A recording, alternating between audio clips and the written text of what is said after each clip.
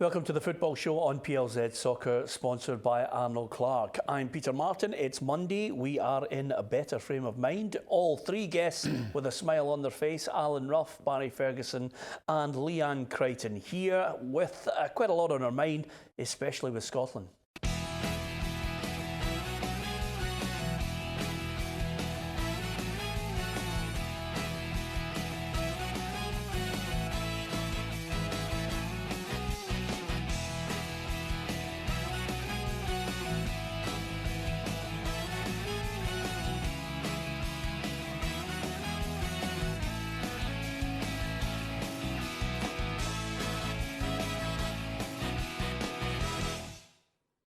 Yeah, lots to discuss. Let's start first of all with that 4-0 win, Ruffy, against Albania. It certainly put a smile on the faces of the Tartan Army, especially those who'd made the journey. Yeah, it certainly did. I think we can take out the sending off and the penalty. I think our performance was good. You know, the result was what we wanted. We wanted to go into the Israel game on a positive note, and that's what we've done. You know, so tomorrow night, well, I do hope there's a lot of supporters turn out, because they are very important to be there. And I think the boys have now got the bit between their teeth. Yep, our reporter Gabriel Antoniazzi looks back at that win. Scotland thrashed 10-man Albania 4-0 in Skoda to give themselves a real chance of winning their Nations League group. Bournemouth star Ryan Fraser showed that he is going to be a crucial player in the coming years, as he cut in from the left and bent the ball low beyond the goalkeeper to make it 1-0 after 14 minutes. Things went from bad to worse for Albania, as their captain Mergin Mavraj was then sent off for headbutting Ryan Christie, the second time it has happened to the Celtic player in 6 days. Just before the half, the hosts were penalised for blocking a free kick with an arm, and veteran Stephen Fletcher marked his return to the side with a convincing spot kick. The second half was all about Scotland, playing in an attacking manner and creating several chances. Celtic's James Forrest continued his red-hot form this season, scoring his first 2 goals for Scotland, the second an excellent touch and volley that will surely be the best goal Scotland will score in 2018. The result means a win tomorrow night against Israel will see them promoted to League B and secure a Euro 2020 playoff place if needed. In undoubtedly the best performance since the return of Alex McLeish, Scotland were energetic and clinical and didn't seem to be missing the 9 players who pulled out of the squad. Yeah, 9 players pulled out. We had a certain feeling of uncertainty over this one, but still, I'm looking at Celtic's James Forrest, Barry Ferguson. He stepped up to the plate for Scotland. Yeah, I mean, he's had a fantastic season, James Forrest. I was surprised previously that he's not been involved. He's not been playing with Scotland, but I thought on Saturday night he was different class. Him and Ryan Fraser, I thought, were the 2 exceptional players on the pitch. They're match winners for me. And look, both of them, I think, are the future of Scotland. Yeah, we called on Friday. We were hoping that it would be a situation where Alex was going to be positive. And that's how it transpired, albeit they got a man sent off, Albania. But by that time, Scotland were already a goal up, Leanne. Yeah, I think they had already got into their stride. You could see that the boys were playing with confidence and they had got that goal. I'm certainly, without the sending off, I don't think it would have had too much bearing on the result. And it was great to see it did kick on from that and added 3 more to it. It's a result that they needed to come home to play on Tuesday night. And as we've said, hopefully the fans get behind them now and actually give them the backing that they deserve. Interestingly enough, Alex McLeish, speaking today ahead of that match against Israel, says that despite those 9 call-offs, it didn't really affect overall the team selection. You know, it's an evolution, and it came very, very good on Saturday night, but we had a pretty good idea of the team like a month in advance, a few days after the Israel game. And we only lost a couple of players, 3 players at the end before we actually chose the final team. So he had a team in mind anyway. It didn't deviate too much from it. If anything, Ruffy, we managed to get, a couple of major bonuses from it. I don't know if Ryan Christie can cram any more into the most unbelievable 2 months he's had. Yeah, I think it's one of the things Alex handled particularly well. I think a lot of people were trying to make a story out of every player that dropped out, and he's obviously been professional enough to say, look, some of these guys like Tierney have justified injuries, and that was good from a player's point of view. That's what you want to hear. But no, I think he knew the pressure everybody was under in that game at the weekend there, and they got the result. But he's keeping it pretty low key, which I think he should do as well. But you're right, Ryan Christie, for me, I said to you last week there that when we played them in the Betfred Cup, this was a player who was sitting in the dugout, not even in Celtic's 16, and now he's a mainstay in the Scotland side, so it just shows you where he's came. Yeah, I have to be honest with you though, if I was talking about star men, you can't get away from the fact if you were handing out the player of the year right now, James Forrest would be right out in front, but he'd be closely followed for me by Callum McGregor, who just seems to be the absolute stonewall starter for Celtic and Scotland. Yep. Look, I've been saying it for the last couple of years. I think the boys get everything. He can play further forward, he can play in the left, he can play in the right, and recently, the last 3 weeks, with Scott Brown's absence, he's been playing holding midfielder where I think he's been different class. He's one of the first names in the team sheet for Brendan Rodgers, and I think he'll be one of the first names in Alec McLeasy's team sheet, because for me, he's got everything that a modern day midfielder needs. Yeah, okay, I'm going to put a slight little bit of negativity on this one. You know, as Barry and Ruffy have mentioned, Leanne, we're keeping a lid on it. It is Albania. It was Albania playing over there that they weren't really all that great, so let's not get ahead of ourselves. No, that's right, but I think at the end of the day, the guys can only beat the teams that, you know, they're paired with. Disappointing results in the last double headers. There was a lot of pressure on them, regardless of the opponent. They had to travel to Albania. It's not an easy place to go to. Adapt under the circumstances. The fact that there's 9 players have withdrawn from the squad, so you're depending on guys that weren't included initially to then come in and show and demonstrate the attributes and the right attitude to go and win that game. So I think it's fantastic. You know, I think the week could have been really disappointing. They could have went to Albania and it could have, you know, sat here discussing a totally different story. Good thing is that we're chatting about a 4-0 win and looking that we can top the group with a good result tomorrow against Israel. So we need to look at the positives and forget the negatives that followed right up until the game. Would you go with the same team? I think there's no reason why not, unless there's an obvious threat that Alec can identify from the Israel game previously that he thinks that personnel would need to change in order to counteract that, possibly. But you know, the boys went on and performed well, so there's no reason why there should be any change. Yeah, as far as formations are concerned, Scott McKenna was obviously asked if he preferred playing for Scotland in a back four. Yeah, it might have helped us, but at the end of the day, we're all professional footballers and we should be able to adapt to whatever formation the manager wants us to play in. But I think, for me personally, I've played in a 4 a lot more at my club, and I felt comfortable in it, and I think that probably showed in the performance. Same team and a back 4, Ruffy? I don't think he'll move for the back 4. I know Israel will probably just play with 1 man up front, you know, but that gives the full-backs ammunition to go forward, and we'll certainly got one guy on one side who, given the chance, Robertson will get forward. Again, for me, I said last week, it was all about the midfielders for me. It was the midfielders to come up for goals, because we know our strikers aren't scoring regularly, so it's up to the midfielders to chip in, and that's what happened there with Forrest, you know, and the wee boy Fraser. So I expect the same. I think Armstrong will have a big part to play as well, and McGregor, because they've all got the energy in there to go and hurt teams, and that's where I think we might get to Israel. Yeah. What was your take on Fletcher's inclusion then and his performance? I'll be honest, I'm surprised he's not been included in the squads. Starting for me, there's number 1 of that's Lee Griffiths if he's fit and ready to play. Obviously, Nazy's had a great season for Hearts, but I've always liked him.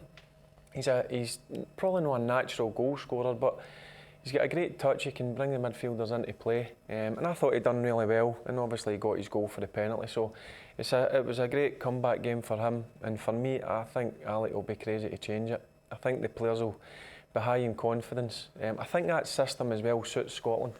4-1-4-1. That's the kind of system that's been played over the last 10-15 years. It suits the group of players we've got, and I'm sure the players feel comfy in that. Yeah, well, Scott McKenna reckons we can get the win, we can top the group. We know what's at stake. It's always been our aim to try and qualify at top of the group. But I think, as you mentioned earlier, the confidence is in the group from Saturday to go out and play the way we did. it just fills everyone with so much more belief, and we've got to try and replicate it. Yeah, Ruffy, you're going to go to the game, aren't you? Yeah, I'm going, yeah. Yeah. Picked up my tickets today, yes. Yeah. Would you have, now be honest, would you have gone if it had gone? I miss the Scotland game. I love going to Scotland games because I think there's an atmosphere there when all the crowd get going and everything, and I think you should always support your team, your national side. Yeah, I do hope, Leanne, that the Tartan Army do indeed, give us that late surge of people coming to the game. I think it's perfect. It's set up perfectly for a night where we can beat Israel and then start to look forward with confidence, not at what happens next in the group, because Ruffy's about to tell you what happens next in the group coming up. Yeah, no, definitely, and football's ruthless at the end of the day. It's results driven, and that comes for the fans as well. So if the performances aren't there and the results aren't there, you really can't blame the fans for not wanting to travel to Hampden late on a Tuesday night, even for the kids, whatever. We know all the negatives that go with it, but now the guys have gave us the result we wanted.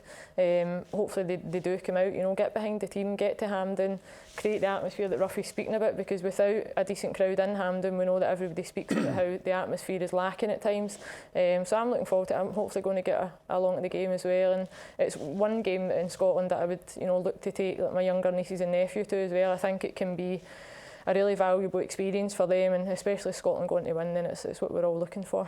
Yeah, I liked what Alex McLeish said about suggestions of some sinister call-offs. He didn't want to go down that road. He was quite clear in highlighting the fact that, look, there are players who just have legitimate reasons. They don't, they can't make themselves available, or they can't continue to play international football, and he just drew a line on it. Yeah, I think that was the best way to come out and say the stuff that he said. Look, he's just concentrating on the players that are available. Like guys like Callum O'Grew and Stephen Naismith, they had genuine injuries. Guys, obviously Lee Griffiths has got his problems at Celtic. Kieran Tierney's a guy, for me, it doesn't strike that he would say that there's a problem with an injury or whatever. That must be something that's been bothering him for the last couple of weeks. So I think Alec came out and says it well, and just concentrate on who's in the squad and look forward to hopefully getting a positive result. I think they will. Yeah. I think confidence is high. Hopefully again that there'll be a better crowd the last outing at Hampden, because it certainly helps. As Leanne said, 20,000 at Hampden, it's not a great atmosphere. So hopefully there'll be a late clamour for tickets, and hopefully we'll get 30,000-40,000. Yeah, I think based on what we've witnessed before over in Israel, I think if we take the game to them, Ruffy, we've got better players. We should win the game. Yeah, they're not particularly good away from home. They don't have a great record recently. I think Albania beat them 1-0 over there. So that says a wee bit, that what we're up against. But it's also up to a wee us. Bit of unrest in their camp as well, Ruffy, over various ethnic origins, which has caused a little bit of a stir in the camp too. Every little helps. I'm not suggesting for a minute that it's great they're all arguing over, whether you're, an Israeli Jew or an Arab is part of that team. But nevertheless, if there's unrest in there, that's to our advantage. Yeah, I would say so. Obviously that having the three of us all played football, but when you walk onto that park, that kind of stuff goes out the window. It doesn't matter what you've got in the back of your mind. You're a team. You're all working together. You're concentrating in the game. But it's about us. It's about our performance. It's about our players kicking on for the weekend there and showing and getting everybody on their feet. Just shows you what a difference it makes when Ryan Fraser scores first. Everybody, you could see everybody, the heads are up and everything, and that's what we need. We need an early goal, just to get everybody settled. Yeah. Let's be honest, we shouldn't have any fear. We've seen them over there. I don't think they were anything great. Friday you'd have fear. We were a wee bit worried about it. We thought, come on. I've fear now. The boys went out and done the business, so they've given me a bit of confidence. As I say, the confidence will be sky high. And that journey back for Albania, the plane will be a happy plane. I'm sure that a couple of training sessions before this Israel game, they'll be fine. I don't think we've got anything to worry about. I think also the fact that there is guys that's been given an opportunity as well. They've been thrown into the mix. They've had that opportunity. They've performed well. They've got the result. So there's guys that have maybe came along to the camp, maybe not expecting to play. All of a sudden they're in there, and now they're the ones that we're speaking about this week. So I think it'll be a good place to be just now. I think the boys will be kicking on and really looking forward to the game. I think the only problem is it's a pressured game, and if we don't get a goal early on, apprehension sets in. The crowd beginning to panic. Now, I keep saying it, this is a young a very young international Scottish side. So it depends on which one of them can handle it or not. That's why I'm saying get an early goal and everything will settle. Yeah, now I don't know, but I'm going to ask you this question eventually once I get it out of these two, but what was the best celebration after a game that you can remember, Ruffy, where there was a few sherbets? It was just a great result. Most games away from home coming back. There was no stipulation of... you know, I mean, things have moved on and you don't get a drink, you know, after a Wednesday or whatever, you know, but on a plane trips back home, it was just fantastic if you get a win. That all stopped because of me. Exactly. You've ruined it for everybody. Yeah. Oh, Paris must have been allowed a few sherbets on the plane back from Paris. No, I'll be honest with you, Peter, we were absolutely shattered because we did get a runabout in Paris. It was one of them chasing shadows and touched the ball, as I say, 6 or 7 times, and that was 6 or 7 headers. So we were that tired. The boys were mentally drained, physically drained. We never really celebrated. I think the only one that probably sticks in my mind was when we beat Holland 1-0 in the playoffs. Yeah. We actually thought we were going through. Yes, so did I. So I think we celebrated too much on the Saturday night, which obviously affected the result, and I think it was a Wednesday. Yep, I know. I think you were there as well, Ruffy. Were you not in Amsterdam for the 6-0? No, I was in Paris. I was in Amsterdam. It was a fantastic arena, but honestly, the louder they got as every goal went in, it was a nightmare, Leon. And the one thing I remember about that, and it gives you an indication, I'm not missing out what you contributed to the game, but I remember at 6-0 in that game, Darren Fletcher still coming back to the 2 centre-halves and demanding the ball to keep going, to keep trying, you know, even although these were absolutely outclassed. Yeah, it was... I mean, I think we put them in a bad mood after that game. Yeah. No, they had some top players. Oh. I mean, they started like a house on fire, let's be honest. We kind of knew that. We spoke about that before the game, but listen, the amount of quality they had in that Dutch team at that time. Van Bommel, was he in it? Yeah, there was loads. There was Van der Vaart. Aye, Van der Vaart, Van Nistelrooy. Yeah. Or you could go on the list, was Was endless, but real quality at that Right time. when the supporters started singing that song, "We'll support you up to 4." And in total contrast to you two, I do not believe for a minute that Scotland squad, after an away win, would start lashing the beer, unless you're going to tell me differently. No, I think we've actually had better nights out at the tournaments that we've actually been defeated and never made, as opposed to the ones that we've actually went on and triumphed and got ourselves to. But there's been a couple of occasions where you've been able to let the hair down and enjoy yourself. Oh, I'm talking about letting the hair down, guys. This is the first time she's let her hair down on the programme. I didn't notice her when she walked in. Yeah, I mean, it was a complete change, Ruffy. Are you happy with that? Yes, I've said all along, you know. What, put your hair down? Let your hair down. And the other thing I was going to say to you, which you're not aware of, is Ruffy will tell you because you're too young, is the fact that you were talking about the Tartan Army will respond tomorrow night. Fingers crossed they will. But there was actually a time when the nation felt good. We all actually paid a tenner to wave to Ruffy and the team going round Hampden Park on a bus. They weren't playing in a game. Everybody paid a tenner. What year was this? This is 1977. We're waving to them. They're on a bus, on the top of a bus. They've won nothing. And they're waving to us. We've all paid a tenner. And this is just to wave them off to Argentina. Brilliant. Yeah. So I'm a wee bit disappointed, you say, to Leanne there. You weren't born, I wasn't born either. No, you weren't absolutely. Thank well, you. I was. So I was born Barry, and I want my tenner back after what happened to Argentina. Yeah, I have to be honest, I That's some don't business remember plan, much of that day at all. You don't? Because we had been out the night before. So I was on that bus. There must have been some squad. Yeah, Oh, it was a great fantastic, squad. yeah. Believe me. Prediction. 2-0. I think they'll win by a couple of goals. Yeah. At least 3 or 4 again, I think. 3 or 4. Oh, jeez, confidence magic. I hope you're right. By the way, I'm backing It's only you because all the I'm way. considering going to the game, so I'm hoping it's worth going. Yeah. Well, you'll be able to see really clearly from the BBC seats that you'll be sitting in at the time. Heated as well. Anyway, listen, talking about great players that we could do with, on Friday we were thinking of all the great players we could do with from days gone by. There was one particular player yesterday. He featured for Scotland, but of course he made his name with Celtic, and in Saltcoats, the people of the area and of course Celtic fans had been trying to raise as much money as possible to celebrate one of their own. I'm talking of course about Lisbon Lion Bobby Lennox.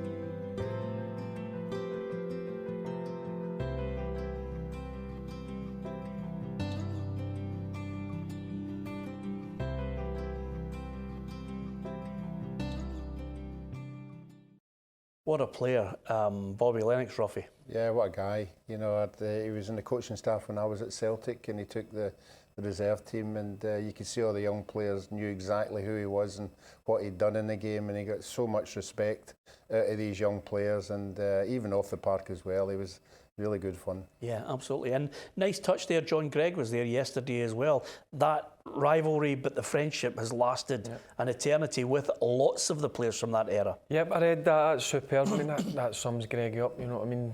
Greatest ever Rangers player, showing his respects to a great Celtic player. Yep. Okay. From Bobby Lennox, I can't let you go, Leanne, without suggesting to you the next couple of months. I think are huge for the likes of yourself and many others who are trying to get into this Scotland squad on a permanent basis. Ruffy knows what it's like. You get nervous before a squad's announced. There are big games that you really want to be involved in. Yeah, no, definitely. For myself, it's a bit of downtime now. I think we've got fitness testing on Wednesday night, and after that I'll be closing the door on this season and looking to unwind and chill out. But I hope to come back in obviously better form and fitness-wise, level-wise, to be better than I've been this season. And there's, I think, 4 camps before the World Cup squad would be announced, so there's plenty of time. Lots of things can obviously happen between now and then, so just really focused on, you know, as I say, coming back better and stronger, and really looking to kick on and get myself in the team. Well, you say you want to be better and stronger. I don't know what more you can do. You've had a really good season. Yeah, I've done well in terms of, you know, the targets and goals that I had set for myself, even at the midway point, looking to see what I could do more. But listen, it's a competitive environment that we're in, and all the girls are showing exactly the quality and levels that they're performing at. So I just need to keep doing, you know, what I'm doing, and probably speak to the coaches and see what more they expect from myself. Because I really, you know, the aim is to be at the World Cup, and it's a big year for us all. Yeah, and I would imagine you, like many other players, will chap Shelley Kerr's door and say, listen, this is what I'm doing. You've got to do that. Every player's done it. Yeah, no, definitely, and I think even, you know, the girls that have been playing recently, they'll all be wanting to know what they need to keep doing, what more they can do to make sure that they go, because football is cutthroat at the end of the day, and it's pretty ruthless. We're all looking to achieve the same thing, but I'm looking forward to the environment and the competitive nature, you know, over the next 4 or 5 months, and with France being, you know, the end goal, it's something to keep you going. Yeah, absolutely. We hope you make it. We definitely hope you make it, Ruffy. There's no point in us going to France if she's not there. It's as simple as that. We are backing the campaign. Yeah, we certainly are. Obviously, as far as we're concerned, it's more of a personal thing that we know where we can get tickets for the games. Yeah, absolutely. And Barry, as a fellow midfielder, you've got to back her. We've got to get her in that squad. She's got to be playing. She's been doing the business. Yeah, one thing she did mention a few months back is she needed to add some more goals to her games, and she's certainly done that. So I'm surprised that she doesn't start, but that's something that obviously Leanne will need to have a chat with the manager and see if she can do any more, but I don't think she can, because her form's been really good this season. Yep, well, Can't get any better than that. We've been so positive about you. Maybe just a haircut here and there and you could be in that squad permanently. Great to have Leanne Crichton with us. We wish her well. She will be back with us after she has a wee holiday. Thanks to Barry, thanks to Ruffy. Don't forget you can subscribe to our YouTube channel. Tell your friends, join us Monday to Friday. It's live at 6 o'clock. Thanks for watching.